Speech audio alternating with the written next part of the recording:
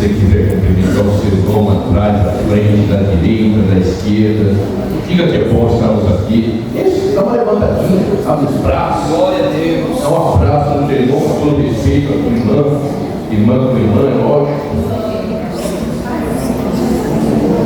E vamos adorar a Deus. Hino de número 116, se ajuda? 116. Ó, 116 da nossa ata.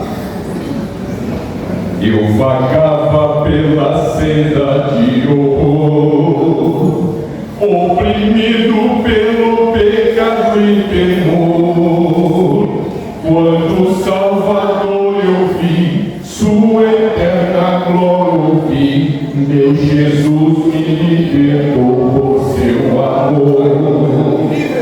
Livre sou, pela graça de Jesus, livre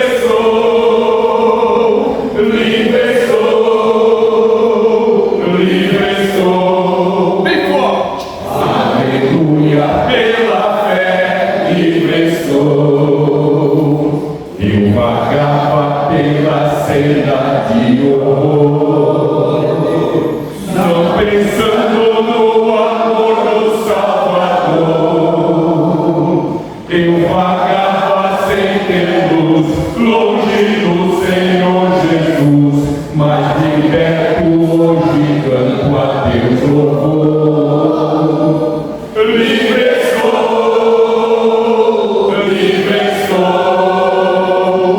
pela graça de Jesus, livre sou,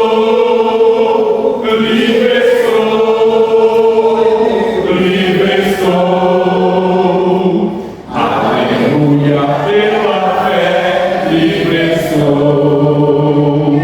Eu vagava pela senda de horror, mas agora quero andar com meu Senhor. Quero ouvir sua eterna voz e segui-lo sempre após. Glória seja dada ao nosso bom pastor. Livre sou, pela graça de Jesus, livre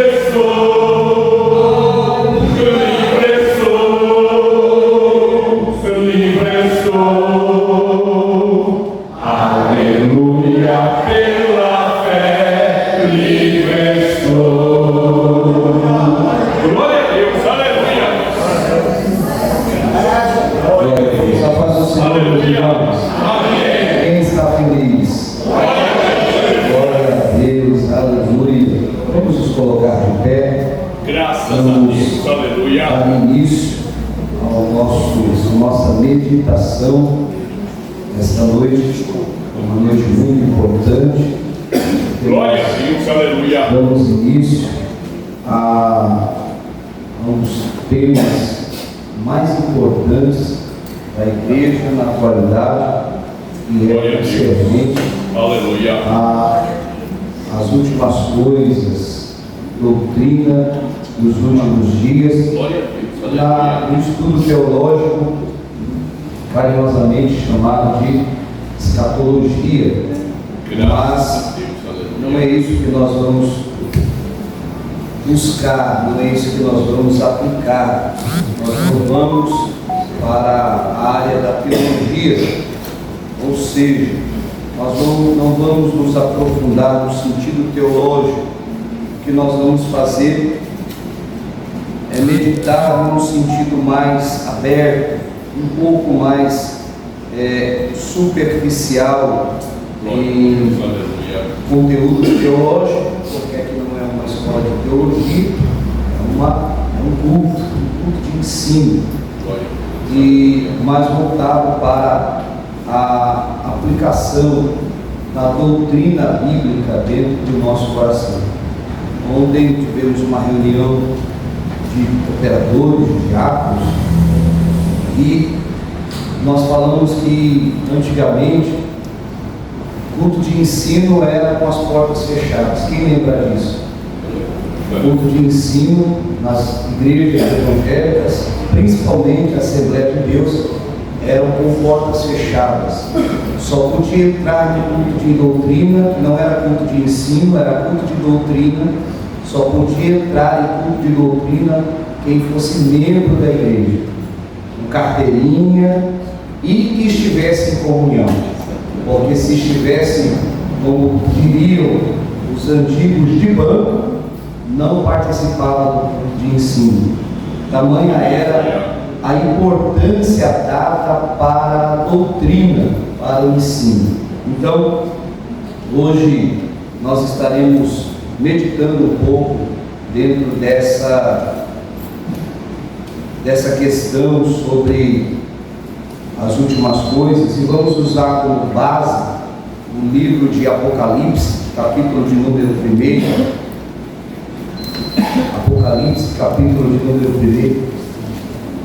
Glória a Deus, aleluia. Apocalipse, capítulo de número 1. Os versículos são o versículo 1, o versículo 2 e o versículo 3. Ao longo desse estudo, dessa meditação, amado, nós vamos passar por outros textos bíblicos. E por ser um sermão um pouco extenso, como é de fato o nosso ensino, o nosso estudo, sempre levando aí cerca de 1 hora, às vezes um pouco mais. Eu quero que você anote, tá bom? Tenha como hábito fazer anotações. Aproveite que você é tecnológico, você está na era da tecnologia, use a seu favor e faça aí um bloquinho de anotações no seu smartphone. Se você gostar de escrever como eu, coloque aí na sua Bíblia mesmo, ou então escolha aí um papel e faça as suas anotações, porque nós vamos falar bastante coisa e é bom para guardar. Amém, queridos? Apocalipse, capítulo de número 1, versículo de número 1. Eu vou ler o versículo 1, os irmãos leem o versículo 2 e depois a gente lê todos juntos o versículo 3. Amém? Amém. Então vamos lá. Escrito está: revelação de Jesus Cristo, a qual Deus lhe deu, para mostrar aos seus servos as coisas que brevemente devem acontecer. E pelo seu anjo as enviou e as notificou a João, seu servo. O qual testificou a palavra de Deus e o testemunho de Jesus Cristo e de tudo que tem visto. No 3, tá bom? No 3. 1, 2, 3.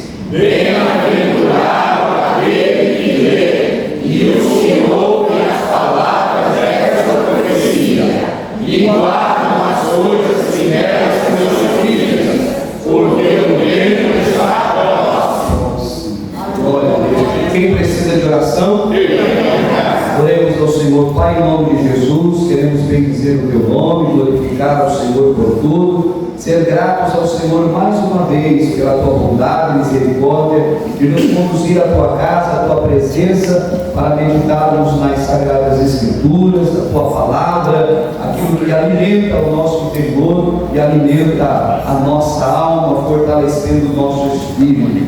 Queremos pedir ao Senhor que fale como o Senhor costuma falar. Ó Deus querido, que não venham ser palavras persuasivas de conhecimento humano, e nem, Senhor Deus, palavras forçadas por conta de sentimentalismo, mas que sejam palavras do Teu Espírito Santo ao nosso coração.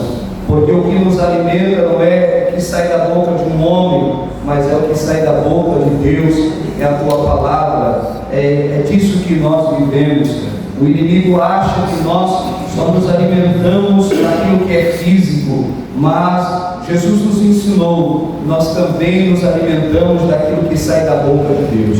Por isso eu falo conosco, ajuda-nos, Senhor Deus, a ouvir, a entender e absorver as tuas verdades, porque sabemos que o tempo está chegando ao seu final. Tudo isso, Pai, para a glória do teu nome, em nome de Jesus. Amém. Podemos assentar, queridos. Obrigado pela água. Glória a Deus.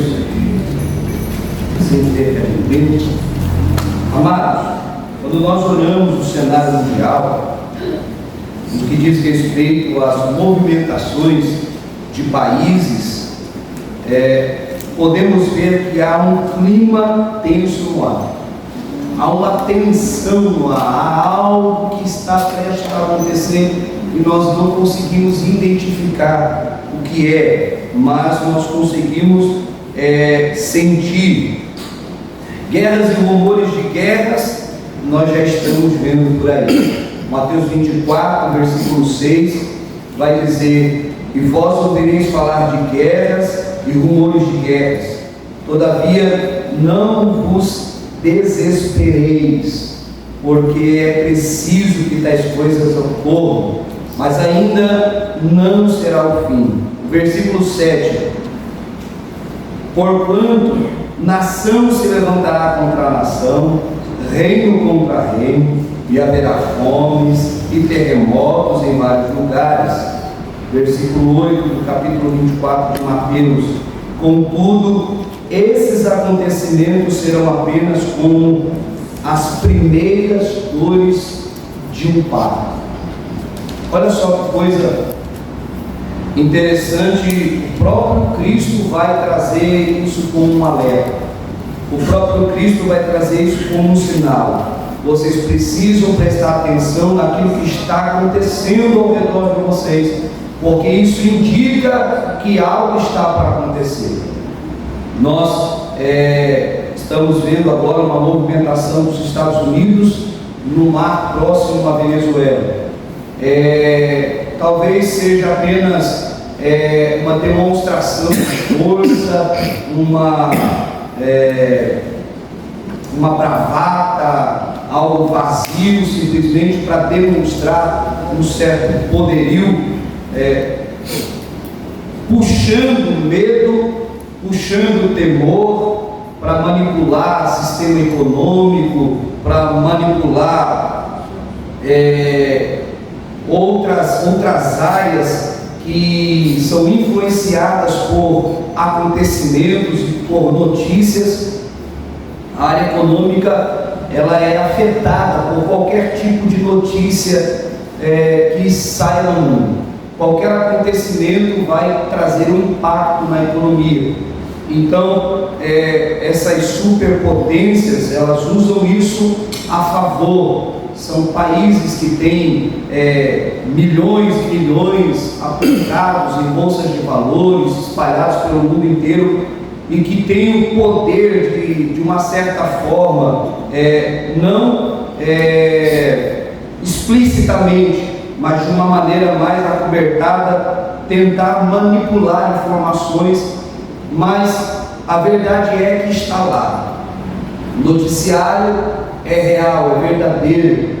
Então, nós estamos vendo que há rumores de guerras, mas também estamos vendo guerras. Guerras estão acontecendo, principalmente lá para o lado da Europa, da Ásia, do Oriente Médio. Nós vemos guerras acontecendo, país contra país. Quando a Bíblia fala de reino contra reino, eu tinha um pouco de dificuldade de entender, mas hoje não compreendemos, porque existem alguns países que são etnias que dominam regiões, e essas etnias, elas vivem em conflito com o governo daquele país, vivem em conflito entre si por conquista de território, conquista de autoridade, dinheiro, influenciando na alimentação. Então, guerras e rumores de guerras a gente já está vendo. Conseguimos observar também uma profecia de Daniel se cumprindo, queridos. Daniel capítulo 12, versículo 4: porém tu, ó querido Daniel, tranca em segredo, mediante um selo, as palavras do livro até o tempo próprio do fim. Muitos farão de tudo, correrão de uma parte a outra em busca do maior saber, e o conhecimento se multiplicará muitas e muitas vezes. Daniel capítulo 12, versículo 4. Daniel está tendo a visão do tempo do fim, é a resposta que Deus resolveu lhe dar por conta da coragem que Daniel teve de ir para o jejum, de ir buscar uma resposta de Deus, entendendo a necessidade de ter essa comunhão com Deus, de ter esse relacionamento aberto com Deus, para que Deus pudesse dar a Daniel um entendimento. E Deus não vai só responder o que Daniel precisa e quer, mas Ele vai responder ainda muito mais, porque Daniel a princípio está buscando entendimento sobre os 70 anos de cativeiro babilônico. Daniel está em cativeiro desde quando foi deportado para a Babilônia. Aqui alguns historiadores dizem que Daniel já tem uma certa idade, ou seja, já está chegando no final do cativeiro babilônico. 70 anos já se passaram ou já estavam para se passar, e Daniel está tentando buscar esse entendimento, e Deus vai trazer para Daniel a revelação dos 70 anos e do que aconteceria até a consumação de tudo. Então, naquele tempo, naquela época, quando se não tinha nenhum tipo de tecnologia, Deus vai olhar para Daniel e vai dizer assim: Daniel, o conhecimento vai se multiplicar de uma maneira assustadora. As pessoas vão correr, não vão andar, elas não vão viajar de camelo, elas vão correr de um canto para o outro. Haverá uma correria global, e esse conhecimento se espalharia. Hoje a tecnologia é algo que nunca foi imaginado antes. Quem viveu numa época que não tinha celular, que não tinha internet, consegue assimilar um pouquinho o que é essa tal de tecnologia e o que é esse conhecimento. Eu lembro que para ir para a escola, nós íamos um na casa do outro. Nós íamos na casa dos amigos para poder brincar, nós íamos para a casa de alguém que tinha uma televisão para poder assistir, e ficava surpreso quando via algo nesse sentido. Eu lembro que quando a gente teve uma ideia do que era telefone, foi quando a minha irmã apareceu com um telefone desse tamanho dentro de casa. Um telefone parecia chamado aquele tijolão, desse tamanho era o telefone, e ela apareceu com um trem daquele, dizendo assim: isso é um telefone celular. Meu Deus, esquisito. Logo depois começou a se cogitar sobre internet, e aí veio as demais tecnologias. Então é preciso a gente entender isso e ver isso como um cumprimento de uma palavra. É uma verdade, isso é uma realidade. Talvez quem não pegou essa época, não conseguiu usar um telefone, um orelhão com ficha ou com aquele cartão, não faz ideia do que é viver sem isso tudo que a gente tem hoje.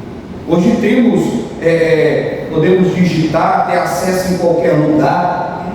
Agora, quem não viveu, quem não nasceu nessa geração, não consegue imaginar um mundo sem tudo isso.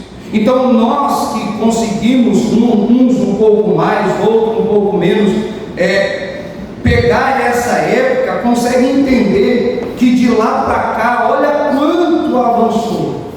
Então quando Deus visita Daniel, através daquele anjo, dizendo para ele assim: olha o que vai acontecer, o avanço do conhecimento, nós hoje conseguimos entender que isso é uma realidade, isso é uma verdade.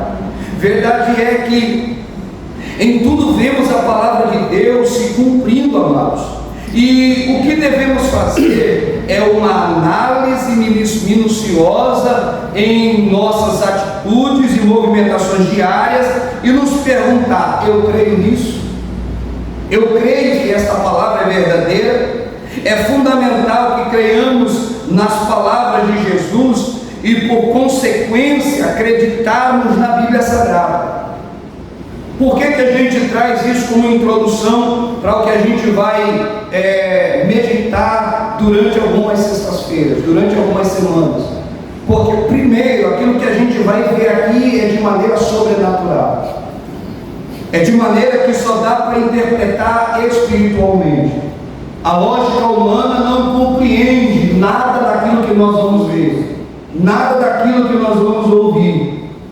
E como que isso se explica? Só se explica pela fé. Então, a primeira coisa que eu gostaria de colocar no seu coração é: você acredita nisso? Você acredita no que você lê? Ou você só acredita quando lhe convém? Quando diz que você vai ser cabeça e não cauda, aí você acredita. Quando as bênçãos correrão atrás de nós e nos alcançarão, então acreditamos. E é preciso a gente entender que a Bíblia toda é uma verdade, ela é inerrante. A Bíblia, ela é inerrante. Há uma doutrina na teologia chamada inerrância bíblica. Outra que vai corroborar com a inerrância bíblica é pontos controvertidos. São algumas frases, alguns ditos na Bíblia que parecem contraditórios, mas eles se encaixam. Porque a Bíblia, ela, além de contar o que é a realidade dela, ela também conta a realidade do ser humano. E contando a realidade do ser humano, ela também vai dizer, ela vai ter que falar sobre as nossas mentiras, sobre as nossas ilusões, sobre aquilo que a gente finge acreditar, mas não acredita, a gente finge viver, mas não vive. Então, é preciso que a gente coloque um ponto de partida, e o ponto de partida é: você acredita em tudo aquilo que você lê? A Bíblia Sagrada, ela é verdade para você? Marcos capítulo 16, versículo 16. Olha que coisa forte. Aquele que crê, aquele que crer e for batizado será salvo. Aquele que não crê será condenado. Já está condenado. Então é preciso a gente ter essa realidade na nossa mente. É preciso crer para poder ter salvação. Sem crer não tem salvação, meu Deus. Sem fé é impossível agradar a Deus.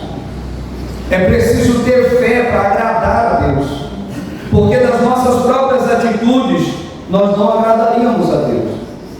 Se a gente for colocar tudo aquilo que pensa, tudo aquilo que sente diante do altar do Senhor, somos consumidos, somos devorados por um fogo consumidor. Quando Deus aparece a Moisés, Deus olha para ele e diz assim: tira a sandália dos teus pés, não dá para você entrar aqui com os seus pés calçados, você precisa entrar aqui e entrar imediatamente em contato com o ambiente que você vai estar, porque o ambiente que você está é um ambiente santo. Aquilo ali representa o contato do ser humano com o Deus Criador de todas as formas possíveis. Então, se não for por fé, não conseguimos ver a palavra de Deus como verdade para nós. Então alguns podem fantasiar tantas coisas na vida, mas verdade é que a palavra de Deus, ela precisa ser palavra de Deus para a minha vida, e não um monte de livro escrito por homens pecadores e falhos. Não, é palavra de Deus escrita por homens inspirados pelo Espírito Santo de Deus. Não é fé em sinais e milagres, e sim o crer em nós, dentro do nosso ser, crer que tudo isso é uma verdade que ninguém poderá fugir ou se esconder, ou seja, Esse crer é deixarmos com que o Espírito Santo de Deus nos convença. É Ele que, segundo Deus, intercede por nós com gemidos inexprimíveis. Romanos capítulo 8, versículo 26 e 27. Então, crer é essencial para que você possa meditar em tudo aquilo que nós vamos ouvir a partir de hoje. Crer, fé. Se você não tem fé, você vai duvidar de tudo aquilo que você vai ver, tudo daquilo que a gente vai ler, tudo aquilo que a gente vai meditar. Então é necessário que você alimente a sua fé. E como é que a fé é alimentada, irmãos? A fé vem pelo ouvir, e ouvir da palavra. Quanto mais a gente ouve, mais a gente crê. Quanto mais a gente ouve, mais a gente crê. E você ouve de que forma? Assentado, ouvindo alguém ministrar a palavra do Senhor. Você ouve na sua casa, lendo a Bíblia em voz alta, ou lendo a Bíblia no seu pensamento, na sua voz interior, no seu espírito. Você ouve, às vezes ouvindo uma bela canção bíblica, ouvindo a Bíblia em áudio, que você tem esse recurso hoje. Então a fé vem pelo ouvir a palavra de Deus. Então quanto mais você lê, fique tranquilo, a própria palavra injeta fé em nós. Não são fatos que vão nos acrescentar fé. Não é viver milagres que irá nos acrescentar fé. Não é ver milagres que vai nos acrescentar fé. Eu não sei se alguém já teve o privilégio de ir à Aparecida do Norte. Alguém já foi? Já entraram numa sala chamada Sala dos Milagres? Aquilo é verdade ou mentira? Seus olhos viram. Aquilo é uma realidade. Se eu não me engano, lá no templo central da Deus e Amor, também tem uma sala semelhante. É real, são fatos verídicos, verdadeiros, estão ali para testemunhar da verdade, da realidade, milagres que aconteceram. Mas a maioria das pessoas que receberam aqueles milagres atribuíram aqueles milagres a quem? A ídolos, a santos. Então há uma discrepância dentro da fé. A fé não é uma fé original, é uma fé genérica, é uma fé que não é verdadeira. Estão se apoiando em paredes de terra. Agora, a fé que nós estamos falando é uma fé que verdadeiramente faz com que atraímos o Espírito Santo de Deus para a nossa vida, para que ao ministrar em nós, a gente realmente saiba que foi ministrado pelo Espírito Santo de Deus. Uma palavra entra dentro do nosso coração e ela queima o nosso interior, vindo nos incomodar dia e noite. Eu não sei se você já teve essa experiência de ouvir uma palavra e você ir para casa com aquela palavra na mente, no coração, você dormir com aquela palavra, acordar com aquela palavra, passar alguns dias com aquela palavra e ficar pensando, meu Deus, mas esse negócio está queimando o meu coração. É a ação, é o mover da água do Espírito dentro do nosso interior, nos limpando, nos lavando, fazendo com que aquela palavra seja a palavra que vai realmente limpar e lavar a nossa vida. Essa é a função da palavra de Deus, ministrada pelo Espírito Santo. É trazer impacto para a nossa vida. A palavra de Deus ela é comparada à água que lava, à água que purifica. E tendo isso, a gente é levado a uma tipologia bíblica na bacia de bronze que ficava logo depois do altar de holocausto, no átrio do tabernáculo e também posteriormente no templo.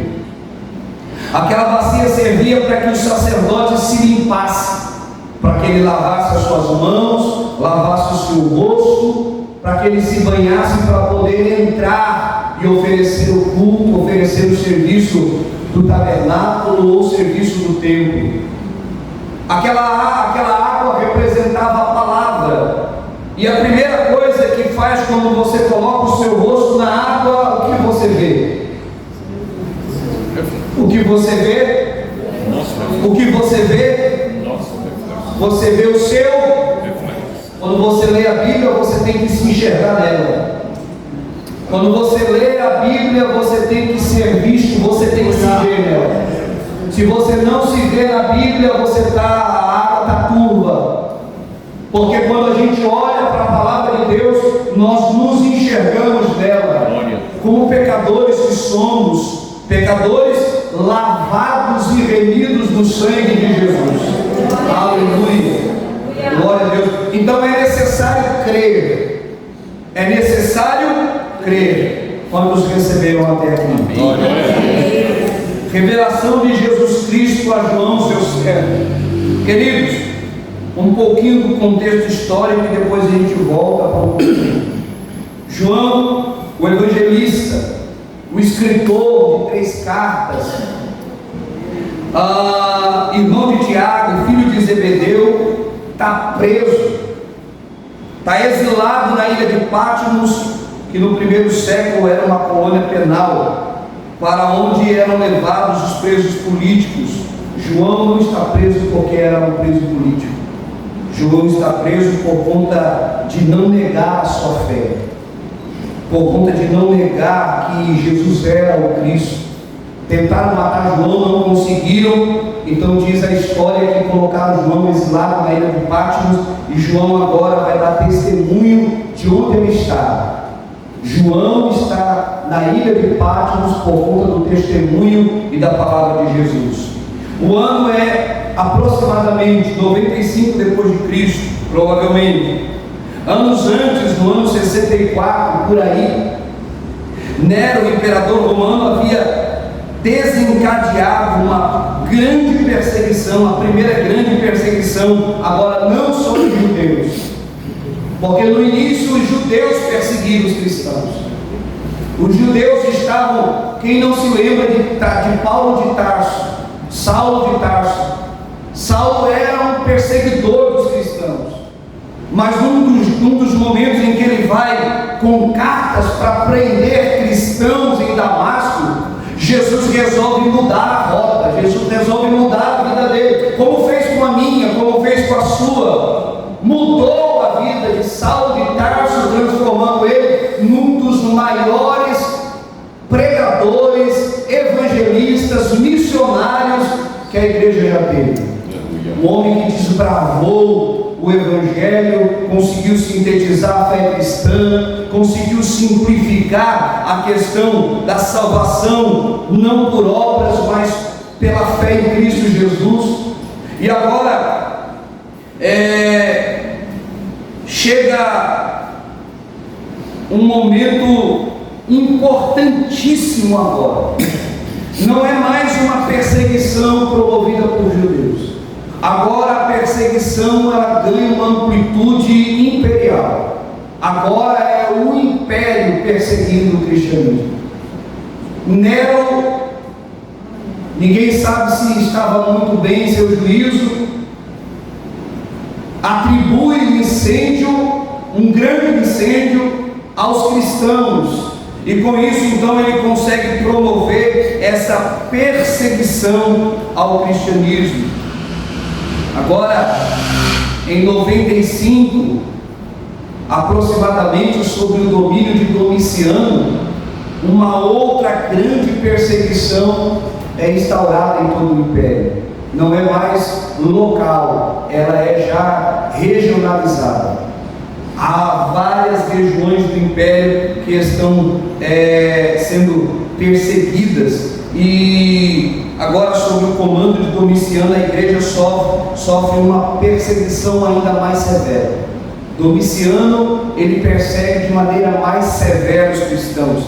Aparentemente, João, lá no final de sua vida, lá no final de sua carreira, mas para Deus, e eu queria que você recebesse essa palavra como uma palavra profética no seu coração, para Deus, o que pensamos ser o final é o tempo exato para termos revelações de Deus. Glória. E para se dar início a novas coisas na nossa vida. Aquilo que para João era final de vida, para nós é início de vida.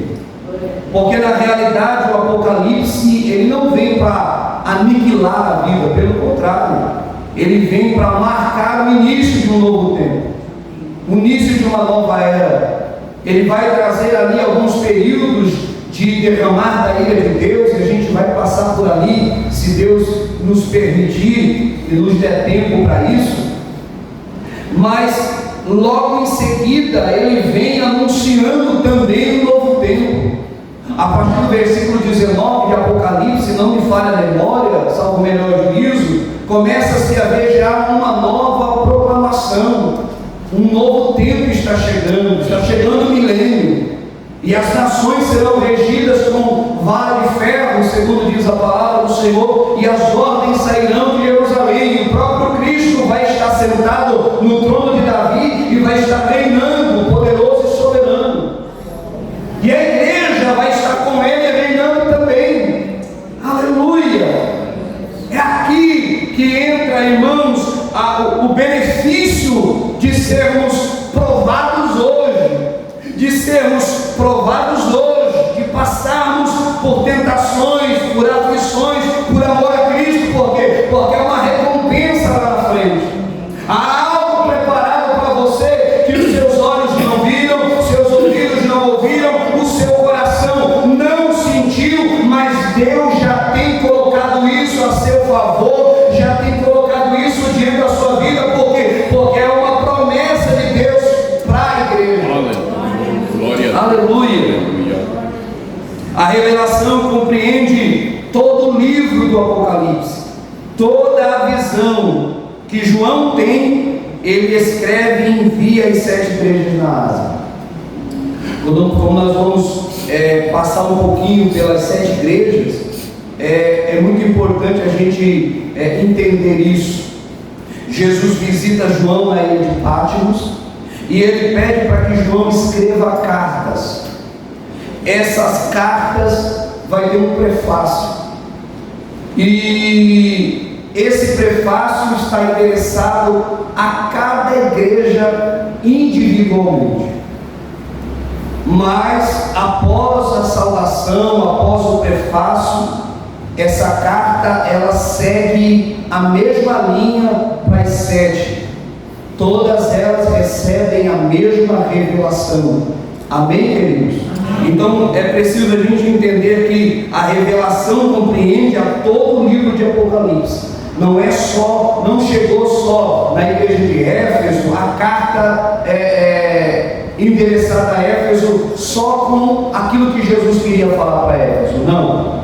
Veio a carta, o prefácio, tudo aquilo que Jesus queria que aquela igreja soubesse, e depois todo o conteúdo do livro do Apocalipse.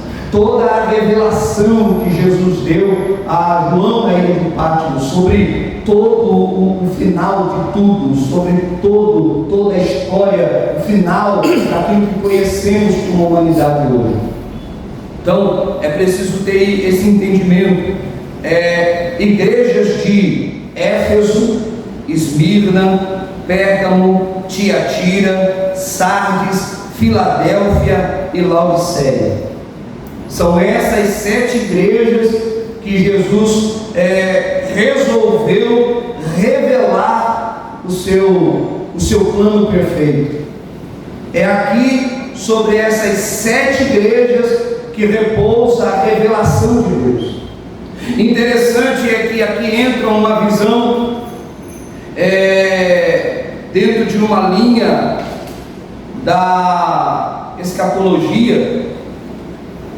Eu não quero entrar nesse ponto hoje, mas eu acredito que a gente vai precisar abordar esse assunto também, para que alguns irmãos entendam a nossa linha doutrinária. Nós somos daqueles que acreditam no arrebatamento da igreja, antes de passarmos pela grande tribulação. Alguns acreditam que não haverá arrebatamento da igreja, que a igreja passará pelo início da grande tribulação, e outros acreditam que a igreja vai passar todo o período. Nós não. Nós entendemos pela Bíblia Sagrada que a igreja não vai passar pela grande tribulação, que a igreja ela é arrebatada aos céus pelo Espírito Santo, como diz Paulo à igreja de Tessalônica, Paulo vai revelar isso, Paulo vai dizer que existe alguém detendo a manifestação do homem do pecado, ou seja, do anticristo, e nós entendemos que o único que tem o poder para deter a ação de Satanás, porque esse homem do pecado, o anticristo, ele vem sobre a eficácia de Satanás. O diabo vai dar todo o poder e autoridade para essa figura. É um homem ou uma mulher, mas é alguém que realmente vai ter traços masculinos e que vai ter total poder dado pelo inferno. E com o poder dado pelo inferno vai conseguir captar todos os poderes por um determinado tempo. E aí, para deter, para impedir a manifestação desse ser tão poderoso, somente o Espírito Santo de Deus. Não existe mais ninguém que tenha poder para deter a manifestação, para dizer para ele assim: não, você não vai se manifestar agora, ainda não é o tempo, ainda não chegou a hora. Então entendemos que o arrebatamento da igreja acontece, o Espírito Santo leva a igreja a se encontrar com Jesus nas nuvens. 1 Coríntios capítulo 15, a partir do verso 54, 52, se não me falha a memória. E um dado interessante: Jesus não veio visivelmente. O arrebatamento da igreja não é a segunda vinda de Cristo. Amém, queridos? Amém. Arrebatamento da igreja é algo que não será visto, será um rápido. A palavra arrebatamento, ela quer dizer rápido, sem ser visto. Ninguém vai ver. As pessoas simplesmente serão arrebatadas, como foi Enoque, como foi Elias, serão arrebatadas. Moisés não foi arrebatado, Moisés passou pela morte. Amém, queridos? Alguns dizem aí que Moisés não morreu. Não, Moisés morreu e o corpo dele foi sepultado por Deus lá no monte, e Deus não deixou ninguém saber onde sepultou o corpo de Moisés, a ponto do diabo disputar com um dos anjos do Senhor acerca do corpo de Moisés, mas ele não conseguiu achar e não conseguiu prevalecer, senão era mais uma religião falsa que iria surgir, uma idolatria sobre o corpo e sobre a vida histórica de Moisés. Então nós acreditamos no arrebatamento da igreja, logo após o arrebatamento da igreja, a manifestação do anticristo, a manifestação desse homem com poder, com autoridade, com sabedoria, com conhecimento, a qual não se imagina. Ele vem com estratégias econômicas, porque vai ter um caos muito grande, vai ter um caos enorme, irmãos. O arrebatamento da igreja vai ser traumático para quem ficar, assustador, aterrorizador para quem permanecer aqui. E os governos mundiais estarão todos em colapso, todos em colapso. Eu fiz uma avaliação rápida, o que aconteceria com a nossa região, Santos, Guarujá, Cubatão, se houvesse o arrebatamento da igreja agora. Nesse exato momento, as usinas que nós temos em Cubatão estão operando e tem dezenas, centenas de crentes trabalhando ali. As estações de água, tem crente trabalhando. Cadê o Jonas? Jonas trabalha numa das estações. Apesar dela estar meio que inoperante, mas ela está lá. Ele precisa anotar e precisa apertar alguns botões. Só o que ele faz. Glória a Deus. São quantos anos trabalhando ali? Uns 43 anos. 43 anos trabalhando na Sabesp. E ele, eu acho que vai entender muito bem o que eu vou falar. Se um crente que tem a função de apertar um botão para não entrar, para não ter um vazamento de gás, um vazamento de combustível, um transbordar de água, uma contaminação por qualquer tipo de agente que vá exageradamente para a rede de água. Se não tiver um crente ali, ou se tiver um crente ali, no arrebatamento aquele poço já está desguarnecido. Então entenda que só aí já vai ter um problema muito sério. Nós temos aqui inúmeros tanques que alguns anos atrás um deles pegou fogo, foi um caos terrível. Agora imagine caminhões descendo a Serra da Anchieta, desgovernados, carregados de combustíveis, carregados de mantimentos, acidentes acontecendo em todas as rodovias da nossa região, nas ruas, nos bairros, nos grandes centros, só aqui na nossa região. Essas pessoas ligando para o 90, ligando para as ambulâncias, ligando para o SAMU também sem ter pessoas conduzindo ambulâncias, porque alguns também são cristãos, aonde vai ter socorro. E aí os hospitais chegando gente, mais gente ensanguentada, doente, vai entrar em colapso toda a rede de saúde do estado inteiro, irmãos. Entrando em colapso, isso vai gerar uma preocupação sobre escassez de alimento, sobre dinheiro. As pessoas vão correr para tirar seu dinheiro nos caixas eletrônicos, não vai dar conta, vai ter tumulto no outro dia, as agências bancárias, vai ter tumulto nos mercados, vai ter saque, vai ser um caos. Por quê? Porque vai ter algo incerto, irmãos. Hoje, o que detém a ação do anticristo é o Espírito Santo. Por quê? Porque ele traz um equilíbrio. Ele traz um equilíbrio. O mundo só não se destruiu a si mesmo porque é um equilíbrio. Você lembra quando Jesus diz assim: vós sois o sal da terra e a luz do mundo? O mundo só não entrou em colapso ainda porque você ainda brilha, amados. Porque você ainda traz equilíbrio para a terra. Mas no arrebatamento esse equilíbrio não vai ter mais.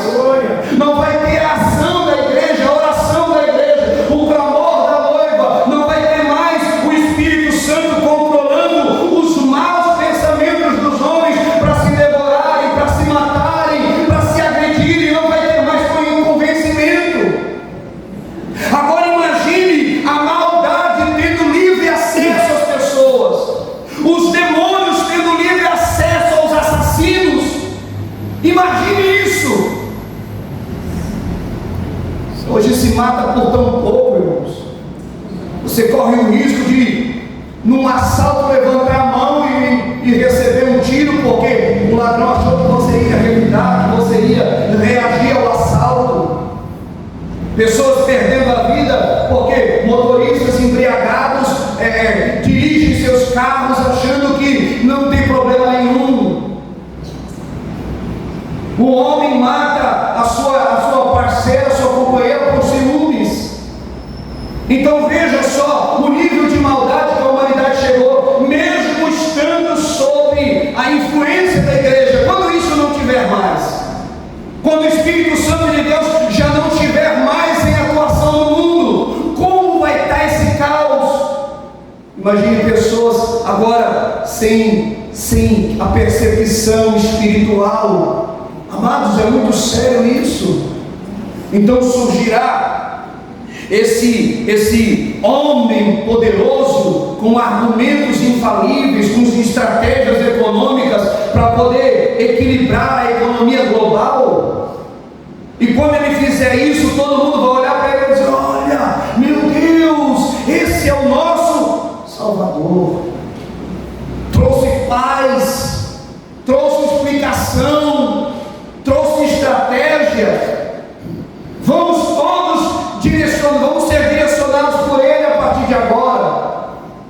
Vai ter domínio, o seu domínio vai se expandir. Mas não é só sobre ele que nós queremos falar, mas nós queremos dizer, irmãos, olha o cenário que vai ser isso, olha o caos que vai ter. Então a nossa linha doutrinária é a linha do arrebatamento da igreja, é o que importa. Outras linhas podem estar certas, eu não sei, irmãos, pode até estar, mas eu prefiro me preparar para o arrebatamento. Se Jesus não vier no arrebatamento, eu estou preparado. E se Ele vier, eu estou preparado também. Então nos preparamos para nos encontrar com Jesus nas nuvens. E agora, Jesus tem no coração dele o desejo de revelar tudo isso. E ele visita João naquela ilha e vai trazer para João um entendimento, e ele vai olhar e dizer assim: João, escreve tudo que você vai ver, porque o tempo está próximo. E endereça isso às 7 igrejas na Ásia. Manda isso escrito para elas. Agora, aqui entra também um detalhe interessante, e aí eu não posso generalizar e nem doutrinar isso aí agora é um particular meu, é uma linha de entendimento que eu tenho. Alguns escritores, historiadores e comentaristas bíblicos, eles atribuem a cada igreja um tempo da igreja como um todo, uma era da igreja como um todo. Exemplo, a igreja de Éfeso é como se fosse a igreja apostólica, cheia de amor, cheia de convicção, mas que com o passar do tempo, devido ao início das perseguições dos judeus e o início das perseguições do império, começou a perder o seu amor.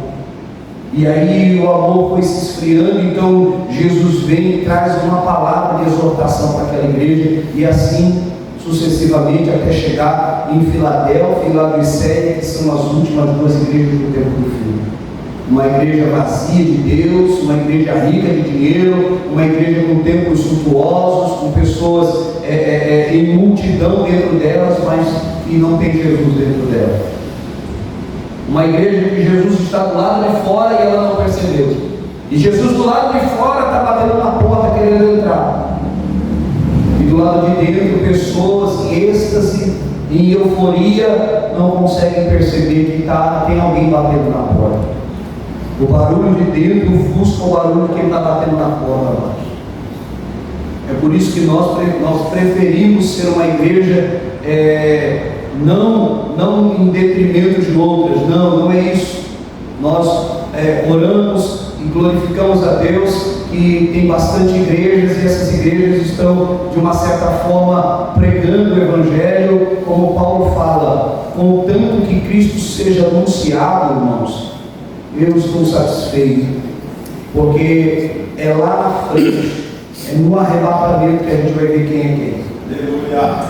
Não é agora, não. Agora a gente vê só por vista, mas no arrebatamento a gente vê quem é quem. No arrebatamento a gente vai ver com a igreja que preparou melhor os seus membros, que teve coragem de pregar o Evangelho verdadeiro para que pessoas mudassem de vida. É no arrebatamento que a gente vai ver. Porém, queridos, voltando aqui para que a gente possa caminhar para o encerramento desse tema de hoje, cada carta segue um padrão preliminar. Vamos para as cartas agora. Você entendeu a questão de que você precisa crer? Amém? Amém. Glória a Deus. As cartas seguem um padrão preliminar. O cenário: cada igreja é identificada pela cidade em que está localizada, e isso para nós não é novidade. Nós sabemos como isso é. Essa igreja tem um nome. Qual o nome dessa igreja, irmãos? Pedro Lessa. E o Jonas sempre fala, né? Senhor, abençoa a igreja de Pedro Lessa. Então, cada igreja é identificada pela rua, pelo bairro, pela cidade. Nós temos igreja em Bebedouro, e nós não conhecemos a igreja de Bebedouro senão por igreja de Bebedouro. A igreja de Olímpia, igreja de Olímpia. A igreja lá em Portugal, em Odivelas, igreja de Odivelas. A igreja lá em Porto, a igreja lá em Porto. Conhecemos as igrejas pelos locais que elas estão ali, que foram fundadas, e isso será uma realidade também nas 7 cartas. O remetente: cada carta tem uma descrição única de Jesus Cristo, visando a necessidade daquela igreja. Cada carta endereçada a cada igreja, ela vai ter uma identificação de Jesus de maneira única. De maneira única, e haverá um sentido para essa identificação. Eu sou Jesus, eu sou o princípio e o fim, eu sou o amém. Haverá uma necessidade dessa identificação. As virtudes, o Senhor elogia cada igreja, exceto Laodiceia. Laodiceia não tem elogio, pelo serviço particular que lhe prestava. Então, exceto Laodiceia, todas as igrejas elas receberão um elogio. Há uma virtude, alguma coisa ali que realmente foi bom. Houve um tempo de qualidade, houve um tempo, se não houve um tempo no geral, para algumas pessoas foi bom, algumas pessoas fazem a diferença, algumas pessoas trabalham, algumas pessoas amam, algumas pessoas continuam fazendo. Você vai perceber que já lá no início não eram todos que faziam. Não eram todos que tinham amor, não eram todos que tinham compromisso, não eram todos que faziam com um coração voltado a Cristo, com um coração voltado a Deus. Então, exceto Laodiceia, as demais todas receberão um elogio por conta de suas virtudes. O pecado, cada igreja é admoestada algumas vezes severamente por causa do seu envolvimento com o mundo, outras nem tanto. Mas que no contexto geral, todas elas receberão um aviso. Se eu não me falha a memória, apenas Esmirna e Filadélfia estão ali isentas de pecado propriamente dito, mas também recebem exortações para que não parem, para que não se entristeçam, para que continuem avançando. Então, para que a gente entenda isso, há uma exortação para cada igreja. Esmirna e Filadélfia são as mais perseguidas. A igreja de Esmirna e a igreja de Filadélfia são as que mais sofrem. Depois a gente vai entender isso também. A solução, cada repreensão, Jesus dá solução para uma possível restauração e saúde espiritual, visando o arrependimento de cada uma dessas igrejas. Há sempre uma oportunidade, irmãos, para o pecador. Jesus foi na cruz, a lei, aqueles que transgrediam a lei, eles eram apedrejados. Alguns eram sentenciados à morte, outros eram sentenciados ao afastamento das suas famílias, ao afastamento da sociedade. Mas quando Jesus vem, ele inaugura o tempo da graça. E o tempo da graça, ele é lindo e bonito, por quê? Porque é como se Deus estivesse abrindo o seu coração e dizendo assim para nós: eu sei quem você é, eu sei quais são as suas pretensões, eu sei como você é ambicioso, mas eu amo você, e a qualquer momento você pode vir que eu estou de braços abertos. Quem lembra da parábola do filho pródigo?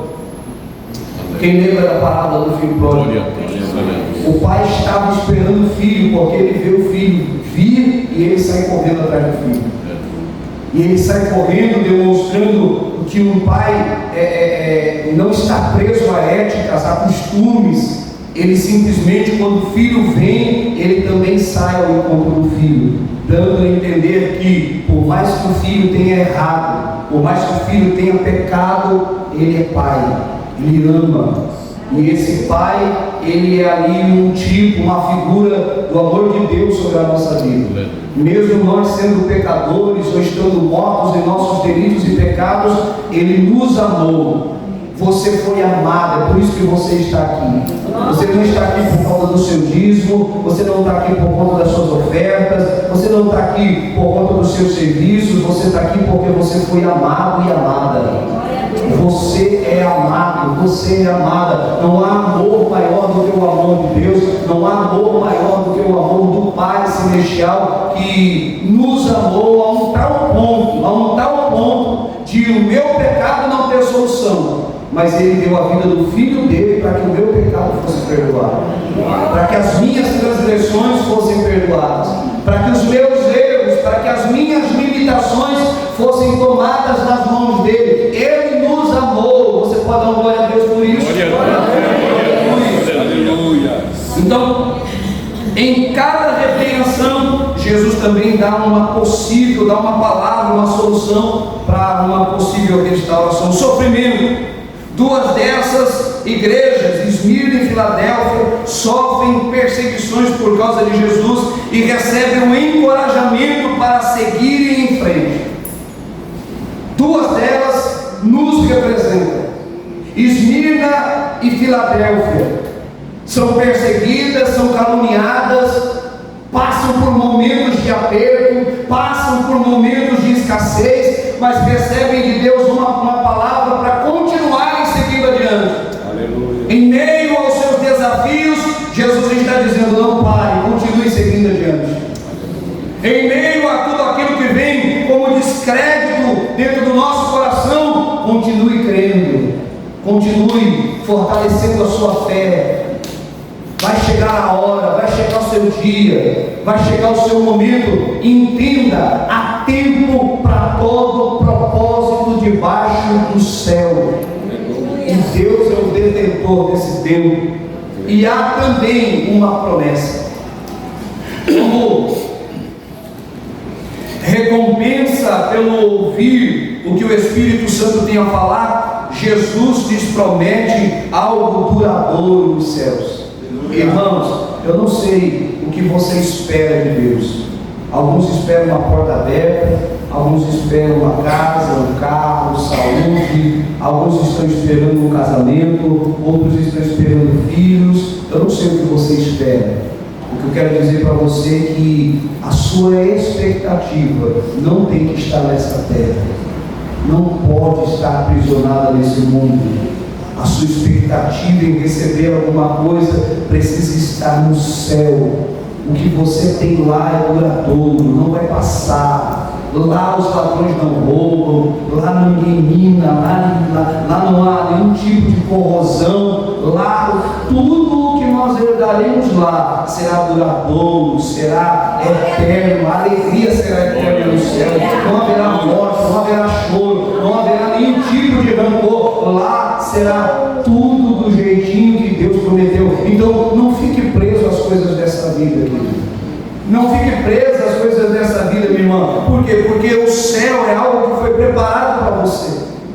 Continue trabalhando, continue conquistando, porque é o tempo que Deus te deu. Mas olha só, não alimente as suas expectativas de vida só nessa vida.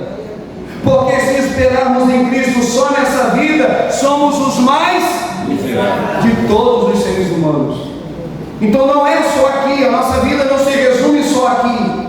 A nossa vida está em Cristo no céu, escondida com Ele lá.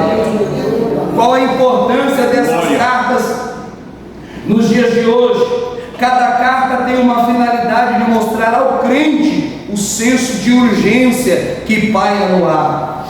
Também nos leva a observar nossas fraquezas.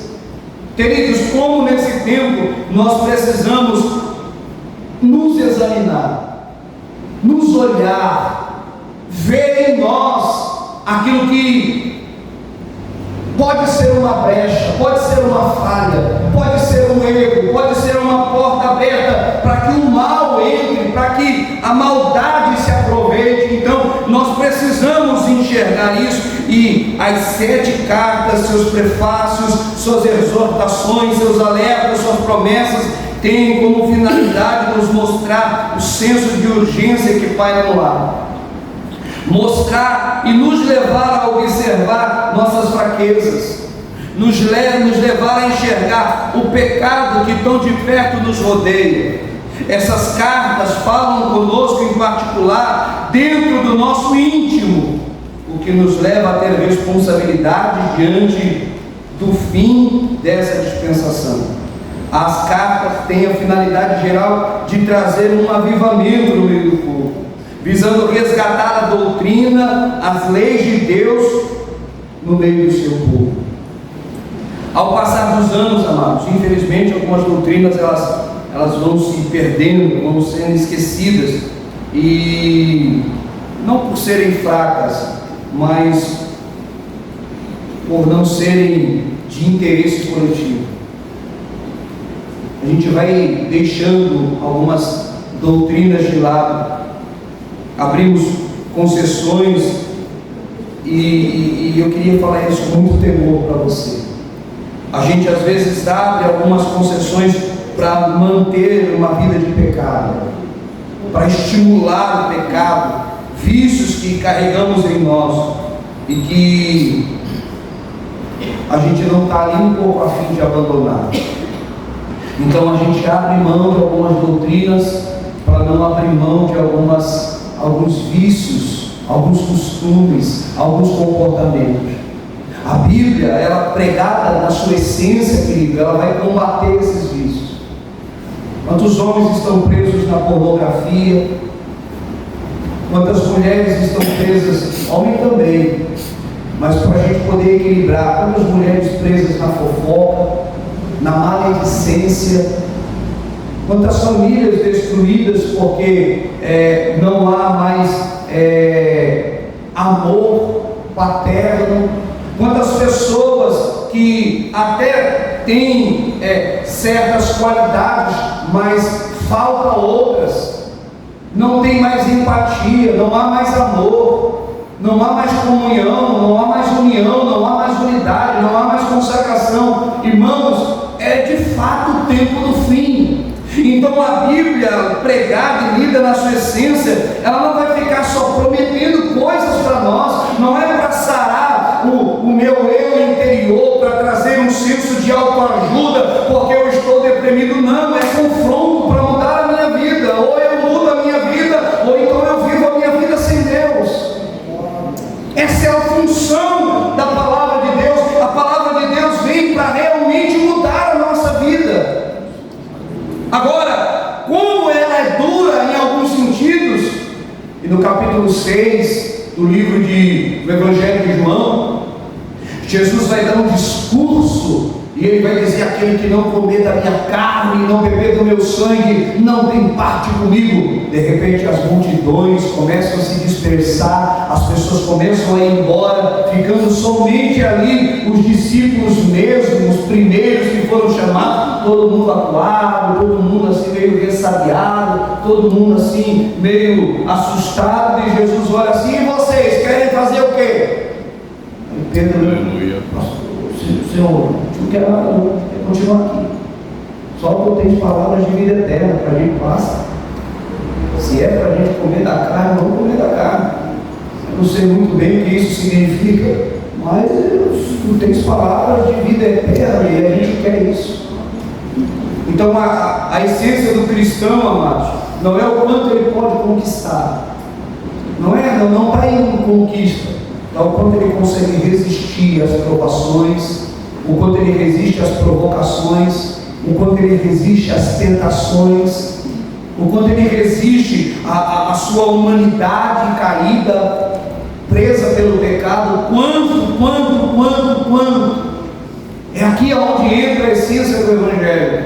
Quem está me entendendo, diga glória a Deus. Vivemos dias de definições, amados, de ajustes. Estamos sendo alinhados pelo Espírito Santo para aquele grande dia. E eu vou finalizar aqui porque as horas já não permitem mais a gente avançar. A gente continua na próxima sexta-feira. Mas são dias de alinhamento espiritual. São dias em que o Espírito Santo de Deus está procurando verdadeiros adoradores, que o adorem em espírito e em verdade. Nós estamos vivendo um tempo onde Deus vai separar as ovelhas dos bodes, como diz a parábola de Cristo. Estamos vivendo dias em que o joio está crescendo junto com o trigo, e a qualquer momento os ceifeiros vão vir, vão colher o trigo, o joio vai ser lançado para a queima e o trigo vai ser depositado no depósito do lavrador. Então são dias em que a gente precisa estar muito atento, Senhor. Porque tudo que o inferno quer é tirar de nós a certeza da nossa fé, a convicção da nossa esperança em Cristo Jesus. Você recebe essa palavra? Coloca de pé, nós vamos orar, vamos agradecer a Deus e já vamos aproveitar o momento e recolher dízimos e ofertas. Enquanto o Luciano vai louvar o Senhor, isso. Enquanto o Luciano vai louvar o Senhor, nós vamos ofertar com alegria na casa do Senhor. Eu não sei se você entende o que é esse momento, mas esse momento não tem a ver só com você fazer uma doação financeira. Tem a ver com o desprendimento do seu coração. Tem a ver com aquilo que você realmente é por dentro. Existem pessoas que estão presas com aquilo que possuem e não conseguem ser donas daquilo que possuem. São escravizadas. Eu conheço tanta gente que tem dinheiro, mas são escravos do dinheiro. Deus deu para você administrar. Se você souber administrar, você terá mais. E Deus, quando te dá algo, Ele não dá só para você, entenda isso. Que é definição de prosperidade. Prosperidade não é ter muito, mas é se alegrar com o que tem. E quando Deus te entregar alguma coisa, lembre-se que Ele te dá para que você possa compartilhar. E compartilhar com quem? Com a igreja, pastor? Também. Mas em primeiro lugar com os seus, a sua família. Compartilhe com a sua família. Compartilhe com os seus. Se você está com algum projeto no seu coração, você tem algum sonho, coloque isso diante do Senhor. Faça um voto com Deus. Eu acredito em votos. A gente tem testemunhos dentro dessa igreja aqui de pessoas que votaram e Deus foi lá e cumpriu o voto. Eu não estou dizendo isso só para que você oferte. Isso é bom para nós, mas você usufruir do voto, do resultado, isso é bom para você.